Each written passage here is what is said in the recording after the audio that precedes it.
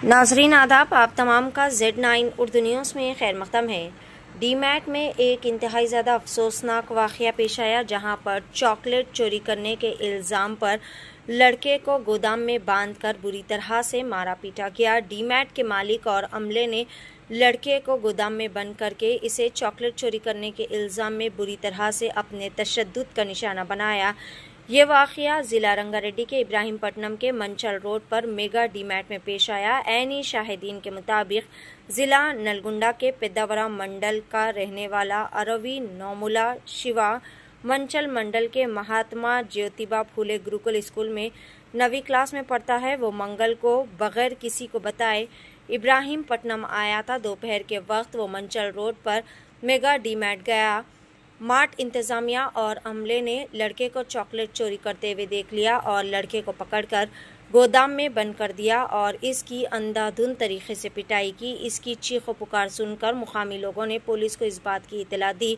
फौरी तौर पर जाए वक़ूअ पर पुलिस ने पहुंचकर मुतासरा लड़के को अस्पताल मुंतकिल किया। बताया गया है कि मामले की तहकीकात की जा रही है। मुकामी लोगों ने डीमैट के मालिक के और अमले के खिलाफ सख्त से सख्त कानूनी कार्रवाई का मुतालबा किया। पेश है Z9 उर्दू न्यूज़ की खुसूसी रिपोर्ट। मज़ीद ताज़ा तरीन खबरों से जुड़े रहने के लिए चैनल को ज़रूर फॉलो करें।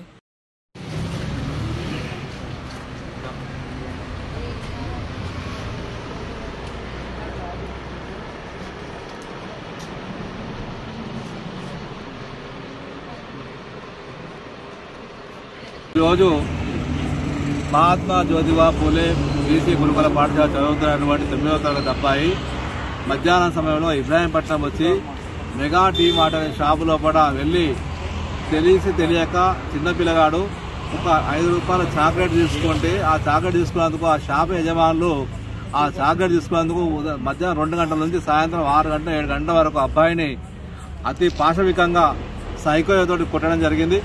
నిజంగా ఎంత దుర్మార్గమైన చర్య అంటే అసలు మానవత్వము లోపించిపోయింది। నిజంగా అసలు మానవ మృగాల అని అర్థం కాకుండా పరిస్థితి ఏర్పడింది। ఒక చిన్న అబ్బాయి 9th క్లాస్ చదువుకున్న అబ్బాయిని ఆ మెగా డీమార్ట్ సంబంధించిన యజమానులు అవుతున్నారో వాళ్ళందరూ కూడా 4-5 కలిసి ఆ పిల్లగాడిని అబ్బాయిని లోపటేసి నేను వద్దండి, నన్ను క్షమించండి, నా తప్పైందని అంటున్నా కూడా ఆ అబ్బాయిని మరీ కొట్టి అతను రాడ్స్ తోటి అదేవిధంగా ఇంకా అక్కడ ఉన్నటువంటి ఆక్సిక్స్ తోటి కొట్టడం, ఆ విధంగా నోట్లో అది కారం వేయడం, అదేవిధంగా సాల్ట్ వేయడం, ఒకవేళ కారం సాల్ట్ మింగకపోతే కింద వేస్తే అది నీతో తినిపిస్తామని చెప్పేసి ఒక ఎట్లా అంటే అసలు చెప్పరాని విధంగా ఆ అబ్బాయిని హింసలు పెట్టడం జరిగింది।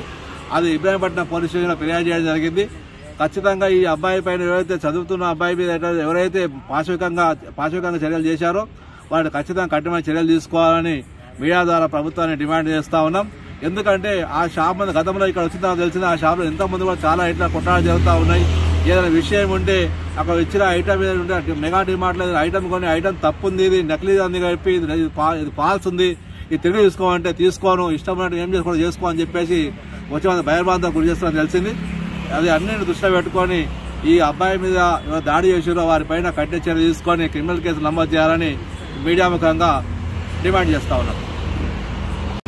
ఇబ్రాహింపట్నంలో ఈరోజు 9వ తరగతి చదువుతున్న పిల్లాడు హాస్టల్ నుండి వచ్చి ఒక మెగా డిమార్ట్లో చిన్న చాక్లెట్ దొంగతనం చేసిందని కావాలని వాడిని తీసుకొని సీసీ కెమెరాలు లేని రూమ్లో బంధించి కొట్టడం జరిగింది, విపరీతంగా కొట్టడం జరిగింది। దాని తర్వాత ఆ పిల్లాన్ని ఉప్పు తినరా అని చెప్పి ఉప్పు దింపేయడం జరిగింది, కారం దింపేయడం జరిగింది।